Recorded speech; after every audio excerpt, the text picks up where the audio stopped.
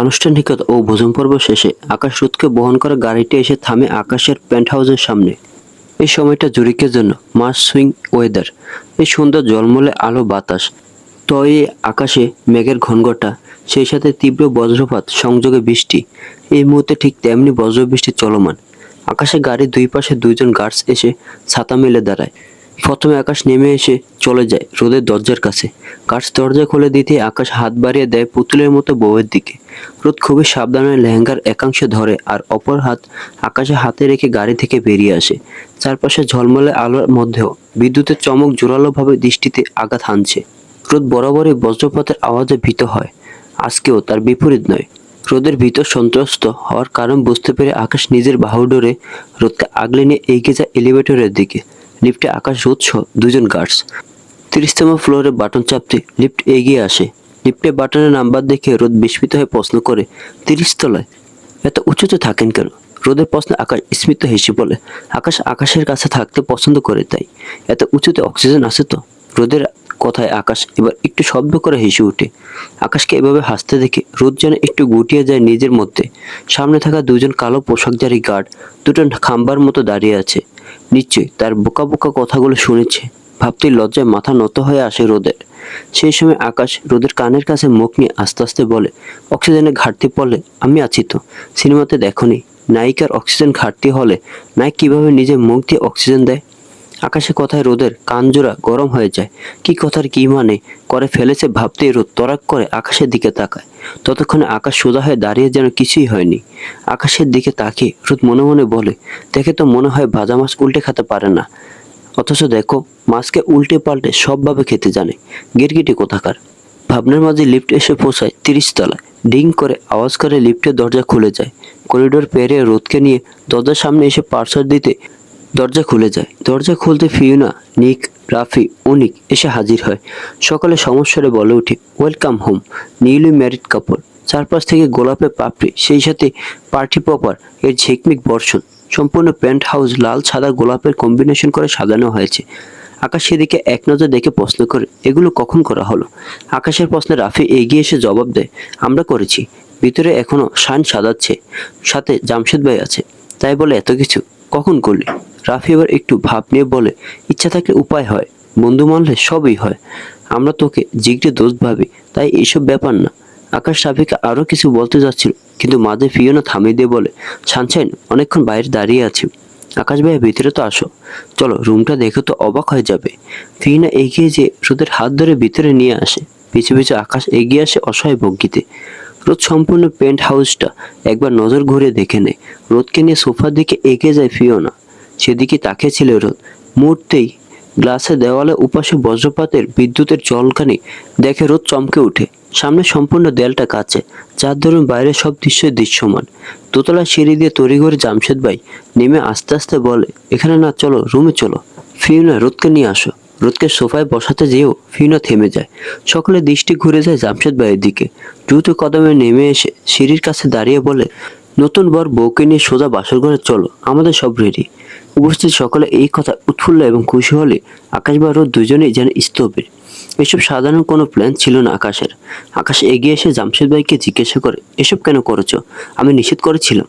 আরে ছোট মেয়ে, এগুলি তো স্মৃতি হয়ে থাকবে, চলো চলো। জামশেদ ভাই নিকের দিকে তাকিয়ে বলে, নিক আসো, নতুন বরকে ধরে নিয়ে যাই। নিক এক মুহূর্ত দেরি না করে এগিয়ে এসে বলে, হ্যাঁ চলো চলো। দুজনে দুই দিক থেকে আকাশের হাত চেপে ধরেছে, যেন আকাশ কোনো দণ্ডপ্রাপ্ত আসামি। দুদিকে দুজনের চাপে আকাশ একটু বিরক্ত হয়ে বলে, আমি নিজে হেঁটে যেতে পারি, এভাবে ধরে নিয়ে যেতে হবে না। জামশেদ ভাই দুদিকে মাথা নেড়ে বলে, হবে না, চলো। ফিনা, রোদকে নিয়ে আসো, ফলো আস। ফিনা হাসি মুখে মাথা নেড়ে রোদকে নিয়ে এগিয়ে যায় ওদের পিছু পিছু। পেছনে সিঁড়ি বেয়ে উপরে উঠে সোজা আকাশের রুমের সামনে এসে থামে। জামশেদ ভাই বাইরে থেকে দরজায় নক করলে শান এসে দরজা খুলে দেয়। দরজা খুলতে উচ্চ আওয়াজে গান এসে সকলের শ্রবণ ইন্দ্রিয়ে দুম করে ধাক্কা দেয়। তুমি দিও না গো বাসর ঘরে বাতি নিভাইয়া, আমি বন্ধ ঘরে অন্ধকারে যাব মরিয়া। তুমি দিও না গো বাসর ঘরে বাতি নিভিয়া, আমি বন্ধ ঘরে অন্ধকারে যাব মরিয়া। কানে তালে তালে সায়নের অঙ্গভঙ্গি দেখে সকলে মুখ টিপে হাসলো। আকাশ রাগী দৃষ্টিতে সায়নের দিকে তাকিয়ে আছে। পারে তো কসমস করে চিবিয়ে খেয়েই ফেলবে। গানের আওয়াজ সম্পূর্ণ পেন্ট হাউস প্রকম্পিত হয়ে উঠেছে। আকাশ তেড়ে যেতে চাইলেও জামশেদ ভাই আকাশকে ধরে রেখে ইশারা করে কিছু না বলতে। আকাশ অনেক কষ্টে নিজেকে থামালো। সাউন্ড সিস্টেমে গান তো বন্ধ হচ্ছে না, সমান তালে চলেই যাচ্ছে।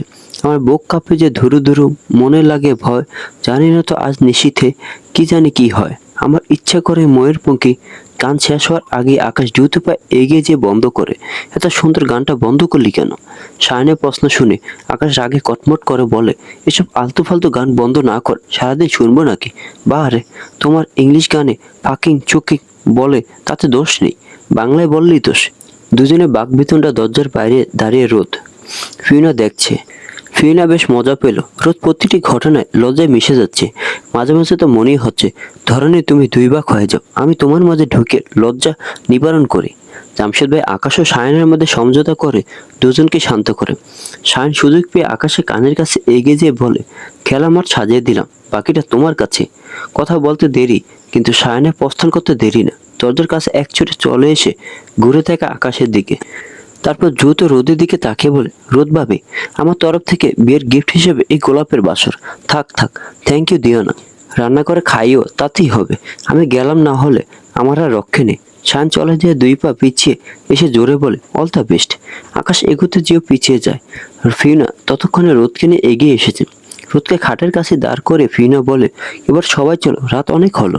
ফিওনার কথায় সম্মতি দিয়ে জামশেদ ভাই রাফি বলে উঠে, হ্যাঁ চলো, নিক চলো। আকাশ আর রোদকে সেভাবে রেখে একে একে সকালে বেরিয়ে যায়। রোদ একই জায়গায় দাঁড়িয়ে থাকে, মাথা নিচু করে। এদিকে সবাই চলে যেতে আকাশ এগিয়ে যেয়ে ক্লোসেট থেকে একটা প্যাকেট বের করে রোদের সামনে এসে দাঁড়ায়। প্যাকেটটা রোদের দিকে এগিয়ে দিয়ে বলে, এই নাও, চেঞ্জ করে নাও। এত ভারী লেহেঙ্গা গহনা পরে থাকতে অস্বস্তি হচ্ছে। সত্যি রোদের অনেক বেশি অস্বস্তি হচ্ছে এই ভারী ভারী জিনিসগুলোতে। তাই বিলম্ব না করে আকাশের হাত থেকে প্যাকেটটা নিয়ে নেয়। সেই সাথে আকাশ রোদকে বলে, তুমি চেঞ্জ করে নাও, আমি আসছি। কথাটা বলে আকাশ দ্রুত বেরিয়ে যায় ঘর থেকে। আকাশের এমন তাড়াহুড়া কারণ বুঝতে পারে না রোদ। আকাশে যাওয়ার দিকে কিছু সময় তাকিয়ে থেকে রোদ হাতে থাকা প্যাকেট নিয়ে ওয়াশরুমের দিকে এগিয়ে যায়। যাওয়ার আগে পরনের গহনা আর ওড়না খুলে কাউচের উপর রেখে যায়। কিছু সময় পর ওয়াশরুম থেকে ফ্রেশ হয়ে বের হতে দেখতে পায় আকাশ কাউচে বসে ম্যাকবুকে কিছু একটা করতে ব্যস্ত। আকাশ ফ্রেশ হয়ে নিজের সম্পূর্ণ লুক চেঞ্জ করে এসে বসেছে। ট্রাউজার আর সাদা শার্ট পরে এসে বসে আছে। এদিকে আকাশের দেওয়া প্যাকেট রোদের জন্য ছিল সাদা অটস সেট, সেগুলো পরে বেরিয়ে এসেছে। ওয়াশরুমের দরজার সামনে দাঁড়িয়ে রোদ এক নজর সম্পূর্ণ রুমটার নজর বোলায়। নিচের মতো তাদের রুমটা সাদা এবং লাল গোলাপ সাজানো হয়েছে। পুরো ঘরটায় গোলাপের সুবাসে সুবাসিত। রোদ চোখ বুজে লম্বা একটা শ্বাস টেনে নেয় নিজের মধ্যে। তাজা ফুলের ঘ্রাণ বরাবরই রোদের প্রিয় তালিকার শীর্ষে। এদিকে চোখ মেলে তাকাতে রোদের সামনে একেবারে কাছে এসে দাঁড়িয়েছে আকাশ। এভাবে হুট করে আকাশকে দেখে রোদ কিছুটা চমকে ওঠে। আকাশের দিকে তাকিয়ে বলে, এভাবে ভূতের মতো সামনে এসে দাঁড়িয়েছেন কেন? এখনই তো ভয়ে অক্কা পেতাম। রোদের কথার কোনো প্রত্যুত্তর না করে আবিষ্ট নয়নে আকাশ রোদের দিকে তাকিয়ে আছে। পায়ের নখ থেকে মাথার চুল পর্যন্ত নিবিড়ভাবে পরখ করে এগিয়ে আসে রোদের আরো কাছে। আকাশকে এগিয়ে আসতে দেখে রোদ বেশ ভরকে যায়। এভাবে এগিয়ে আসেন কেন? কোনো উত্তর নেই, বরং রোদকে অবাক করে দিয়ে আকাশ রোদকে পাঁচখোলা করে কোলে তুলে নেয়। রোদ হতভম্ব হয়ে পড়ে আকাশের এহেন কাজে। নিজেকে সামলাতে নিজের বাহু দ্বারা জোরে ধরে আকাশের গ্রীবার অংশ। কোথায় নিয়ে যাচ্ছেন? আকাশ অকপটে জবাব দেয়, বাসর করতে। আকাশের এমন উত্তরে রোদের মুখে রাশ সরে যায়। কাঁচামাচু ভঙ্গিতে সেভাবে পড়ে থাকে। আকাশ কয়েক কদমে ফুলে সজ্জিত বিছানায় এসে রোদকে খুব ধীরে বসিয়ে দেয়। তারপর রোদের মুখোমুখি নিজেও বসে। নিজের মধ্যে লজ্জা আড়ষ্ট হয়ে যাচ্ছে। পাশে থাকা ফুলের পাপড়ির উপর হাত পড়তে রোদ কেঁপে ওঠে। রোদের নাজুক অবস্থা দেখে আকাশ ঈষৎ হেসে নিজের পকেট থেকে ডিপ ব্লু রঙের বক্স বের করে। বক্সটা খুলতে খুলতে রোদকে বলে, বাসরাতে গিফট দিতে হয় শুনেছি, সামান্য উপহার, সবসময় পরে থাকবে, ওকে? আকাশ নিজের মতো কথাগুলো বলতে বলতে রোদের বাম হাত নিজের হাতের মাঝে এনে রাখে। খুব সযত্নে বক্স থেকে একটা গোল্ডের ব্রেসলেট আর রিং পরিয়ে দেয় আর বলে, তোমার হাতে গোল্ডের জিনিস খুব ভালো মানে, তাই এগুলো গোল্ডের দিলাম। বহু কষ্টে রোদ এইবারে কথা বলে, তখন তো রিং দিলেন, তখন আবার কি? আমার বউকে যখন ইচ্ছা তখন গহনা কিনে দেব, তাতে তোমার কি? আকাশের কথায় রোদ আবার চমকে যায়। বিশ্বাস হয় না এটা সে আকাশ চৌধুরী। শুকনো ঢোক গেলে রোদ জিজ্ঞাসা করে, আপনি আমাকে সত্যি মেনে নিয়েছেন? রোদের প্রশ্ন শুনে আকাশ চোখ তুলে তাকায় রোদের দিকে। স্নিগ্ধ মকপানে যে আকাশ বলে, ওয়ান্ট প্রুফ? রোদের দিকে তাকিয়ে প্রশ্নটা করতে করতে আকাশ রোদের হাত তুলে আলতো করে চুমু এঁকে দেয়। আকাশের অধরে স্পর্শে রোদ কেঁপে ওঠে। স্পর্শে যেন তড়িৎ খেলে যায় সম্পূর্ণ শরীর জুড়ে। রোদ চোখ বুজে সেভাবে বসে কিছু বলতে চাচ্ছিল, কিন্তু তার আগে আকাশ রোদকে একটু ধাক্কা দিয়ে বিছানায় ফেলে দেয়। এত যেন রোদ বিস্ময়ের চরমে পৌঁছে যায়। চোখ মেলে তাকাতে নিজেকে আবিষ্কার করে আকাশের দেহের নিচে। আকাশ নিজের নিগুড় দৃষ্টিতে রোদের দিকে তাকিয়ে আবেশিত কণ্ঠে বলে, আমাকে কখনো ছেড়ে যাবে না তো পাখি? এই কণ্ঠস্বর, এই আবেদন, এই অনুরোধ কিছু যেন পূর্বের আকাশের সাথে যায় না। রোদের এখনো বিশ্বাস করতে কষ্ট হয়, এটা কি সত্যি আকাশ নাকি আকাশে কোনো ক্লোন। রোদের অবিশ্বাস্য চাহনি দেখে আকাশ রোদের কপাল আলতো করে চুমু দিয়ে আবারও বলে, আমাকে ছেড়ে যাবেন না তো পাখি? আমি মরেই যাব, যাবে না তো? না, যাব না। মূর্তি জবাব আসে অর্ধাঙ্গিনী থেকে। রোদের জবাবে সন্তুষ্ট আকাশের অধর জুড়ে খেলে যায় তৃপ্তির হাসি। রোদের কপালে অধর ছুঁয়ে দিতে দিতে আকাশ হাসকিস্বরে প্রশ্ন করে, কেনাই? রোদের আবেশিত আওয়াজকে সম্মতি ভেবে আকাশ নিজের শীতল অধরের স্পর্শ আগ্নেয়গিরি অগ্নুপাতের মতো উত্তাপ ছড়িয়ে নেমে আসলো রোদের গ্রীবায়। ছোট ছোট চুম্বনে ভরিয়ে তুলল। কানের কাছে ঠোঁট ছুঁয়ে কোন সে মঞ্চে বশ করেছে আমার মন, মস্তিষ্ক সম্পূর্ণ চেতনা, আমার সম্পূর্ণ জগৎ জুড়ে এখন তোমার বসবাস। কোন মায়াজালে জড়েছ আমায় পাখি? তুমি হিনা নিজেকে ভাবা যে অসম্ভব। রোদ অবাক হয়, বিস্মিত হয় এই সহজ স্বীকারোক্তিতে। আকাশ আকাশ রোদের গ্রীবা থেকে মুখ তুলে নিজের কোমল দৃষ্টি রাখে রোদের চোখে। আকাশকে এভাবে তাকাতে দেখে রোদ বলে, আপনি এভাবে এভাবে এভাবে তাকিয়ে কিভাবে? তোমার সম্মুখে আমি নিজেকে বিলিয়ে দিতে একবার ভাবি না। সত্যি নাকি স্বপ্ন? সব সত্যি। তোমার নিকট আমি পরাস্ত, তুমি জয় করেছো আমার সমগ্র চিন্তা চেতনা অনুভূতি। আমি তোমাকে ভালোবাসি পাখি। আকাশের কথায় শুকনো ঢোক গলদকরণ করে রোদ। আকাশের প্রতিটা কথায় রোদের সমগ্র দেহ মন জুড়ে অদ্ভুত এক অনুভূতির ফোয়ারা বয়ে যায়। প্রগাঢ় অনুভূতির আহ্বান এড়িয়ে যা অসম্ভব। আকাশ মহাবিষ্ট ন্যায় আসক্ত হয় অর্ধাঙ্গিন অধরে। ক্রমে অনুভূতির বিনিময় হয় আরো গভীর থেকে গভীরভাবে। নিঃশ্বাসে ফুসরত টুকু যেন নেই। দম ফুরিয়ে আসলে আকাশ কিছুটা সরে আসে। বড় বড় নিঃশ্বাস নিয়ে নিজেকে ধাতস্থ করতে রোদ ব্যস্ত। রোদের কপালে লেপ্টে থাকা চুল কানের পিছনে গুজে দেয় আকাশ। ঠোঁটের কোণে চুমু এঁকে বলে, তোমায় অনেক অনেক ভালোবাসবো পাখি। এতটাই ভালোবাসবো তুমি নিজেকে পৃথিবীর সব থেকে ভাগ্যবতীদের একজন মনে করবে। আকাশের কথায় রোদের চোখ জোড়া চিকচিক করে ওঠে। রোদের হাতের আঙুলের মাঝে আঙুল ঝরিয়ে নেয়। পুনরায় অর্ধাঙ্গিন অধরে নিজের অধর মিলিয়ে দেয়। পুনরায় আরো গভীর থেকে গভীরতম ভাবে। এই অনুভূতির কোনো ব্যাখ্যা হয় না কোনো বিবরণ, শুধু অনুভূত হয় অনুভূতির গভীরে। আকাশে অধর জোড়া ধীরে ধীরে দখল করলো রোদের কপালে, গ্রীবা, বক্ষদেশ, একে একে সর্বাঙ্গ। ক্ষণে ক্ষণে কেঁপে উঠছে রোদ। তার সমগ্র অস্তিত্বে শুধু একজনেরই অধিকার, একজনেরই বিচরণ। সে হলো তার স্বামী। তার তরে সমস্ত কিছু। রাত যত গভীর হলো, বাইরে ঝড় বৃষ্টির প্রকোপ বেড়ে উঠল। সেই সাথে দুই মানবে মিলেমিশে একাকার হয়ে উঠে একে অপরের মাঝে। অনুভূতি গাঢ় থেকে আরো বেশি গাঢ় হলো। নিশীথের প্রগাঢ় অন্ধকারে মিলন হলো এক প্রগাঢ় অনুভূতির। অতঃপর কেটে যায় অনুভূতির মতো এক গভীর সুদীর্ঘ তমস্যাচ্ছন্ন নিশীথ। স্নিগ্ধ সন্ধ্যা সকাল কম্পোর্টার এর ভিতরে গভীর ঘুমে আচ্ছন্ন রোদ। কিন্তু ঘুমের ব্যাঘাত ঘটে পৃষ্ঠদেশে কোনো কিছুর স্পর্শে। নড়চড়ে আবার ঘুমে আচ্ছন্ন হলে পুনরায় একই অনুভব। ঠান্ডা শীতল কিছু পিঠে মেরুদণ্ড বরাবর নিচের দিকে নামছে। শুধু ঠান্ডা নয়, বরং ভেজা কিছু অনুভব হতে রোদ হুড়মুড় করে উঠে বসে চেঁচাতে থাকে, সাপ সাপ বাঁচাও। রোদকে এভাবে চেঁচাতে দেখে প্রথমে আকাশ নিজে একটু ঘাবড়ে যায়। এগিয়েছে রোদের মুখের উপর হাত রেখে বলে, চুপ করো পাখি, সাপ না বরফ। আকাশের হাতটা মুখের সামনে থেকে সরে রেগে মেগে কপাল কুঁচকে বল, বরফ? বরফ কেন দিচ্ছেন? আকাশ সরে এসে কপালে আঙুল স্লাইড করতে করতে বিড়বিড় করে বলে, বাকি সাইন প্রুফ রুম না হলে মান সম্মানে ফালুদা হয়ে যেত। আকাশকে নিজের মতো কথা বলতে দেখে রোদ মাথা কাত করে আকাশের দিকে তাকিয়ে বলে, একা একা কি বলছেন? আমাকে বলুন। আকাশ সোজা হয়ে বসে রোদের মুখোমুখি। এত সময়ের পর রোদ খেয়াল করে আকাশ সম্পূর্ণ উদম শরীরে বসে আছে, পরনে শুধু ট্রাউজার। রোদ দ্রুত নিজের চোখ নামিয়ে নেয়। তখনই নজর আসে তার পরনে আকাশের টি শার্টটা। মূর্তি রোদের গাল জোড়া লজ্জায় রক্তিম হয়ে ওঠে। গত রাতের ঘটনা মনে হতে গায়ে যেন কাঁটা দিয়ে ওঠে। রোদের মুখের দিকে তাকিয়ে থেকে আকাশ প্রশ্ন করে, লজ্জা পাচ্ছ নাকি? আকাশের প্রশ্নে রোদের ভাবনা সুতো ছিঁড়ে। দ্রুত প্রসঙ্গ পাল্টাতে জিজ্ঞাসা করে, বরফ দিয়ে কি করছিলেন? আকাশ চট করে রোদের কোলে মাথা রেখে শুয়ে পড়ে। এতে রোদ আরো বেশি চমকে যায়। এদিকে আকাশ দুই হাত দিয়ে রোদের কোমর জড়িয়ে ধরে। আকাশে উষ্ণ নিঃশ্বাস টি শার্ট এর পাতলা কাপড় ভেদ করে রোদের উজ্জ্বল উষ্ণতা ছড়িয়ে দিচ্ছে। রোদের মেয়াদহীন উদরে মুখ গুজে বলে, তোমার পিঠে একটা লালচে দাগ হয়েছে, সেই জন্য, যাতে ব্যথা না হয়। কিছুটা থেমে আকাশ বলে, মাথায় একটু হাত বুলিয়ে দাও পাখি। আকাশের এই আবেদন অগ্রাহ্য করার কোনো কারণ রোদের কাছে নেই। নিজের হাত জোড়া এগিয়ে দেয় আকাশের মাথায়, ঘন কালো চুলের মাঝে হাত বুলিয়ে দিতে থাকে। আকাশ আবেশে চোখ বুজে রেখে বলে, বাহ, আমার বউ এত ভালো হেয়ার মেসেজ দিতে পারে, জানতামই না। Stage relief. আকাশের কথায় আনমনে রোদে ঠোঁটের কোনো প্রসারিত হয়ে মিষ্টি হাসির ঝিলিক দেখা যায়। প্রতিটা মানুষের অনুভূতি, মনে অনুভব প্রকাশের এক মাধ্যম এই হাসি। সকলের কান্নার ভঙ্গি একই রকম হলেও মানুষ এক এক অনুভূতিতে এক এক রকম ভাবে হাসে। রোদের ক্ষেত্রেও তাই। এই যেমন এখন সে হাসছে মিটি মিটি, এটা হলো তার লজ্জা মিশ্রিত ভালো লাগার হাসি। এদিকে আকাশের আচরণে কথায় সে লজ্জা পাচ্ছে, অপরদিকে একই মানুষটার কথায় তার অনেক বেশি ভালো লাগছে। এরই মাঝে হুট করে আকাশ রোদের পেট থেকে মুখ সরিয়ে এনে রোদের দিকে তাকায়। আকাশে এহেন কাণ্ডে রোদ সামান্য ভ্রু কুঁচকে আকাশের দিকে তাকিয়ে থাকে। আকাশ রোদের কপাল হাত থেকে তাপ বোঝার চেষ্টা করে বলে, তোমার তো জ্বর আসেনি, তাহলে এমন চুপ করে আছো কেন? Anything wrong? রোদ দুই দিকে মাথা নেড়ে বলে, কিছু হয়নি। তাহলে চুপ করে আছো কেন? আমি ভাবছি। কি ভাবছো? আপনি এতটা কিভাবে বদলে গেলেন? আপনি আসলে কোনটা?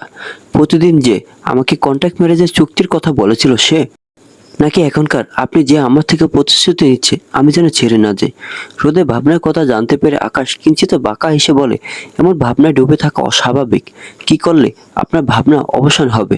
রোদ দুই হাঁটু ভাঁজ করে তার থুতনি ঠেকিয়ে বসে জিজ্ঞাসা করে, আমার কিছু প্রশ্নের উত্তর দিবেন, তাহলেই হবে। আকাশ এগিয়ে এসে রোদের একেবারে কাছে বসে বলে, হ্যাঁ বলুন ম্যাডাম, আপনার কি কি প্রশ্ন আছে? আকাশের কথায় রোদ সামান্য হেসে উঠে বলে, আপনি তো আপনার মায়ের কথায় আমাকে বিয়ে করেছিলেন, কিন্তু আমি তো আম্মুকে বিয়ের পরে প্রথম দেখেছিলাম। তাহলে আম্মু আমাকে কোথায় দেখলো? অফিসের একটা অনুষ্ঠানে আম্মু গিয়েছিল, সেখানে তুমি এবং তোমার আম্মু এসেছিলে।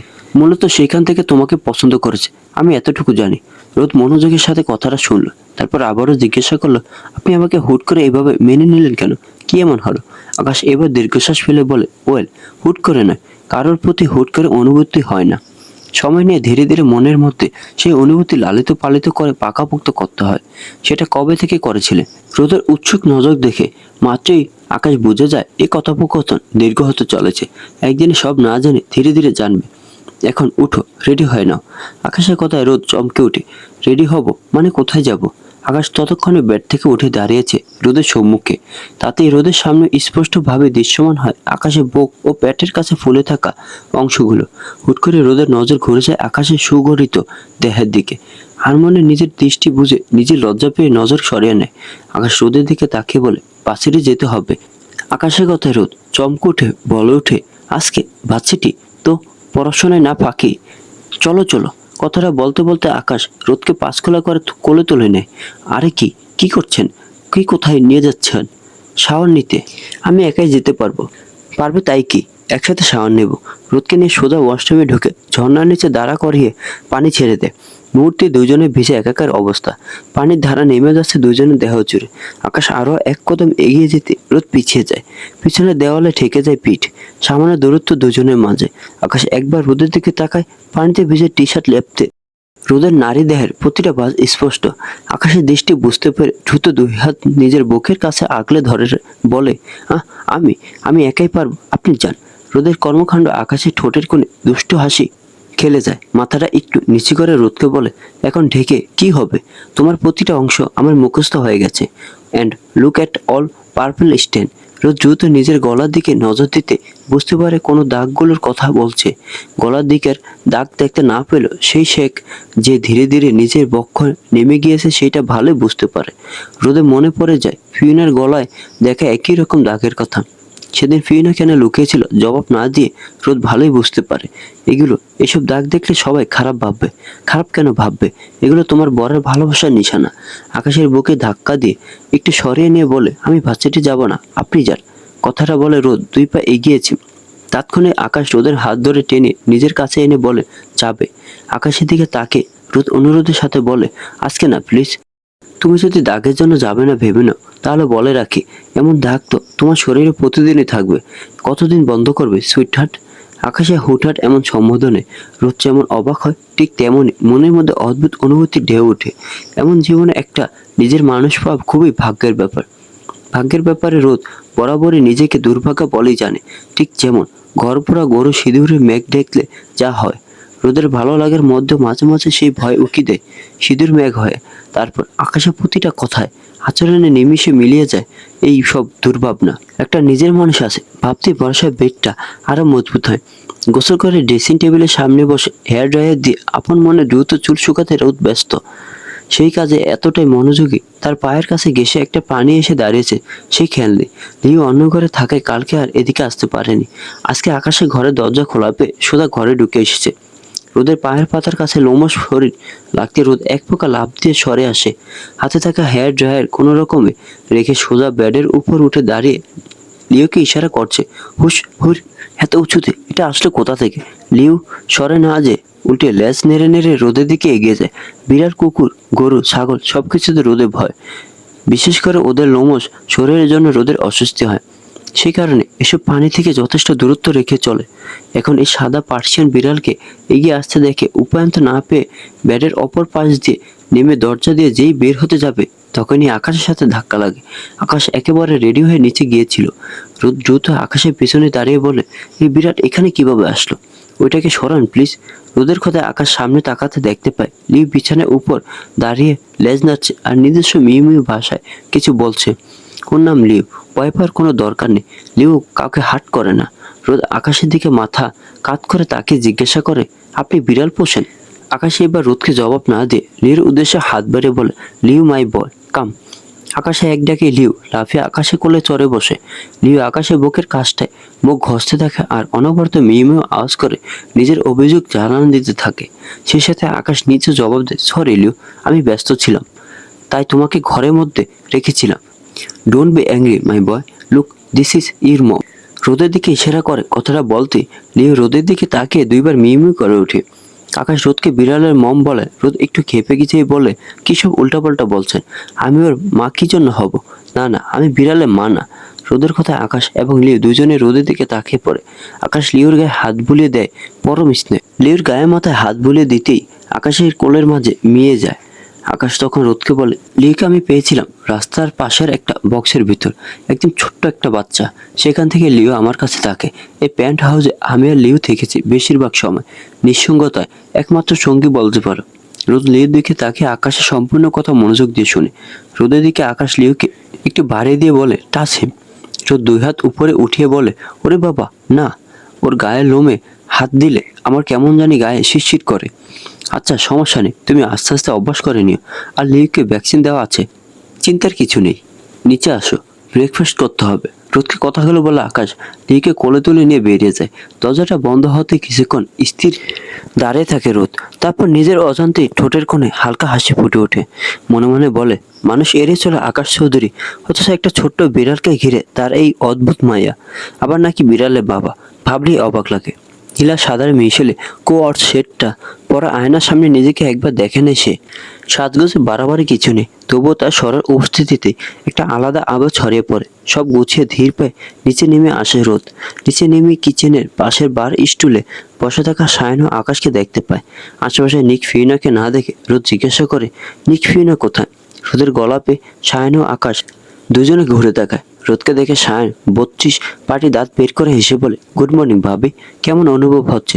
আকাশের তো বাটারফ্লাই ফিলিং হচ্ছে। রোদ এসে দাঁড়ায় কিচেন কাউন্টারের সামনে।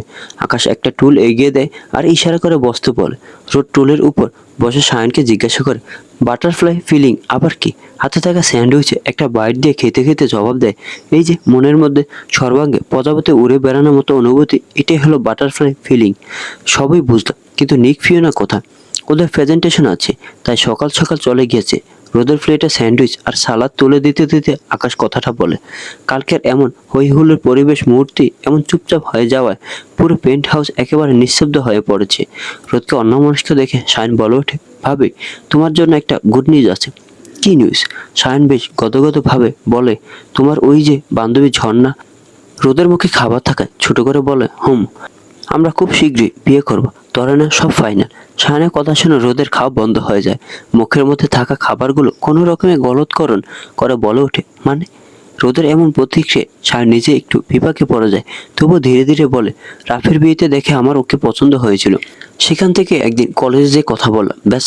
রোদ পলকহীন দৃষ্টিতে এবং অত্যন্ত মনোযোগের সাথে সব কথা শুনে বলে উঠে, ব্যাস, হয়ে গেল। আমার মতো হ্যান্ডসাম ছেলেকে কি ফিরিয়ে দেওয়া যায়? সামনে থাকা পানির গ্লাস থেকে পানি খেয়ে রোদ শায়নকে বলে, তাহলে তো ভালোই, দ্রুত বিয়ে করে ঝর্ণাকে এখানে নিয়ে আসেন। আমার সখী আসলে তো আমারই মজা। পাথরের গলায় মুক্তোর মালার মতো মনে হবে যদি ওদের বিয়ে হয়। আকাশে বলা কথায় রোদ শায়ন দুজনে একে অপরের দিকে তাকিয়ে পড়ে। শায়ন আকাশে বাহুতে একটা ধাক্কা দিয়ে বলে, তোর সাথে রোদ ভাবিকে যেমন লাগে সবার ক্ষেত্রে যে তাই হবে এমন তো মানে নেই। আকাশ নিজের খাওয়া শেষ করে বলে, মানে আছে, তুই থাক তাহলে, আমরা আসি। রোদ, লেটস গো। সোফার উপর থাকা স্যুট গায়ে জড়িয়ে নেয় আকাশ। ততক্ষণে রোদ এসে দাঁড়িয়েছে। শায়নকে রেখে দুজনে বেরিয়ে যায় বাস সিটির উদ্দেশ্যে। লিফট করে একসাথে নামলো। আকাশ বা রোদ কেউ কারোর সাথে কোনো কথা বলল না। আকাশ নিজের ফোন কলে ব্যস্ত ছিল পুরোটা সময়। এদিকে রোদ নিজের মধ্যে হাঁসফাঁস করছে কখন আকাশকে জিজ্ঞাসা করবে শায়ন ঝর্ণার ব্যাপারে। আজকে আকাশ নিজে ড্রাইভ করছে আর পাশে রোদ। রোদ চারপাশে দেখছে, আবার তো আকাশকে দেখছে। মনে সাজিয়ে নিচ্ছে কিভাবে জিজ্ঞাসা করবে। শায়ন আর ঝর্ণার ব্যাপারে জিজ্ঞাসা করতে এত ভাবা লাগছে কেন? আকাশের গলার আওয়াজ শুনে রোদ একটু চমকে ওঠে। মনে মনে না বলে কথাগুলো মুখ ফুটে বলে ফেলল, না, মানে ঝর্ণা শায়ন ভাইয়াকে মানাবে ভালো, তাই না? তাহলে এমন চুপ করে গম্ভীর হয়ে আছেন কেন? তুমি নিচে আসার আগে শায়ন সব বলছিল, সেইগুলি ভাবছি। ঝর্ণার বিয়ে ঠিক হয়েছে ওর খালাতো ভাইয়ের সাথে। সেসব নিয়ে কি করবে, কিভাবে কি? আকাশের কথায় রোদ মোটেও অবাক হলো না বা চমকালো না। স্বাভাবিকভাবেই বলল, এটা তো অনেক আগে থেকেই ঠিক ছিল। কিন্তু ঝর্ণা কখনোই রাজি না ওর ওই ক্যাবলা খালাতো ভাইকে বিয়ে করতে। আকাশ এইবারে এক নজর রোদকে দেখে জিজ্ঞাসা করে, তুমি জানতে এই বিয়ের কথা? জানতাম তো, অনেক আগে থেকে ঠিক হয়েছিল। এই জন্যই তো বেশি চিন্তায় পড়ে গেছি কি হবে। আকাশ ভাবলেশীন ভাবে জবাব দেয়, কি হবে? তুলে এনে বিয়ে করে নেবে? হ্যাঁ, আপনি বলছেন এ কথা আপনি? হ্যাঁ, যতদূর বুঝলাম শায়ন সিরিয়াস। আর শায়ন ইয়ার্কি করুক, মজা করুক, ছেলে হিসেবে ভালো। নিজের বন্ধু বলে বলছি না। আর ব্যবসায়িক দিক দিয়েও সফল, কোনো দিক দিয়ে কমতি নেই। আর যদি বলো শায়নের বাবা মার কথা, তো একটা মাত্র ছেলে, যা বলবে তাই। আকাশের কাছে এই বিস্তর কথা শুনে রোদ কিঞ্চিত অবাক হয়। আকাশকে একসাথে এত কথা বলতে শোনা যায় না। যতটুকু দরকার ততটুকু। গাড়িতে বসে দুজনের মধ্যে আরো কিছুটা আলাপ চলে এই বিষয়ে। বাসেরই সামনে এসে থামে আকাশের গাড়ি। রোদ গাড়ি থেকে নামতে যাবে, দেখা যায় গাড়ি তখনও লক। আকাশ গাড়ির স্টিয়ারিং এ হাত থেকে সামনের দিকে তাকিয়ে আছে। রোদ ঘুরে তাকিয়ে আকাশকে বলে, লক খুলে দেন, দেরি হয়ে যাচ্ছে তো। আকাশ কিঞ্চিত বাঁকা হাসি দিয়ে বলে, প্রথম ক্লাস আমার তো, আমি তো এখনো এখানে, দেরি কিভাবে হয়? আকাশের কথার ইঙ্গিত না বুঝে রোদ তাকিয়ে থাকে আকাশের দিকে। আকাশ নিজের সিট বেল্ট খুলে রোদের দিকে ঝুঁকে বসে বলে, আমার টনিক দিয়ে তারপর যাও। টনিক কিসের? আকাশ স্মিত হেসে নিজের হাত বাড়িয়ে দেয় রোদের ঘাড় বরাবর। রোদ কিছুটা চমকে সরে যেতে চাইলে আকাশ আরো জোরে চেপে ধরতে রোদ কম্পিত গলায় বলে ওঠে, কি করছেন? বাইরে লোকজন। আকাশ আরো এগিয়ে কাছে সরে এসে বলে, ওয়ান ওয়ে মিরর, দেখা যাবে না। আকাশ ধীরে ধীরে রোদের মুখটা নিজের দিকে টেনে আনে। এ যেন কোনো অদৃশ্য শক্তি তাকে টানছে। পর মুহূর্তে তার অদর ছুঁয়ে যায় রোদের নরম ঠোঁটে। স্পর্শটা কোমল হলো, তার ভেতরে ছিল এক অদম্য অধিকারবোধ, এই অঘোষিত দাবি। রোদ কেঁপে ওঠে হালকা, চোখ দুটো নিজে থেকেই বুঝে আসে। এক হাতে সে শক্ত করে চেপে ধরে আকাশের স্যুটের প্রান্ত আঁকড়ে ধরে। আকাশের শ্বাস ভারী হয়ে আসে, স্পর্শ আরো গাঢ় হয়। অবদ্ধ হাতটা ধীরে ধীরে নেমে আসে রোদের উদর ছুঁয়ে কোমরের বাঁকে, যেন সে মানচিত্র আঁকছে। নিজের করে নেওয়ার এক নীরব ঘোষণায় কিছু সময় অদর এবং হাতের অবদ্ধ বিচরণ শেষে আকাশ সরে আসে। বৃদ্ধাঙ্গুলি দিয়ে ঠোঁটের কোণে লেগে থাকা অংশটা মুছে রোদের দিকে তাকিয়ে দেখতে পায় বেচারি এখনো চোখ মুখ বুজে মাথা নিচু করে বসে আছে। রোদের দিকে সেইভাবে তাকিয়ে থেকে বলে, তোমার ঠোঁট জোড়া সব থেকে সেরা টনিক। গাড়িতে থাকা টিস্যু বক্স রোদের দিকে এগিয়ে দিয়ে বলে, মুখটা মুছে যাও, না হলে সবাই বুঝে যাবে তোমার ঠোঁটের সাথে যুদ্ধ করা হয়েছে, প্রেমের যুদ্ধ। আকাশের হাত থেকে টিস্যু বক্স থেকে টিস্যু নিয়ে মিররে দেখে চোখ মুছে বলে, আপনি একটা অসভ্য তুমি কিছু দেখোনি। এটা সামান্য ট্রেলার, থাক, আমি দেখতে চাই না, এখন লক খুলে দেন। আকাশ গাড়ির লক খুলে দিতে রোদ দ্রুত নিজের ব্যাগটা নিয়ে বেরিয়ে যায়। আকাশ সেদিকে তাকিয়ে মিররে দেখে নিজের মুখটা মুছে নিয়ে এগিয়ে যায়। ক্লাসে ঢুকতে অর্পিতা রোদের নাম ধরে চেঁচে উঠে, রোদ এখানে আসো।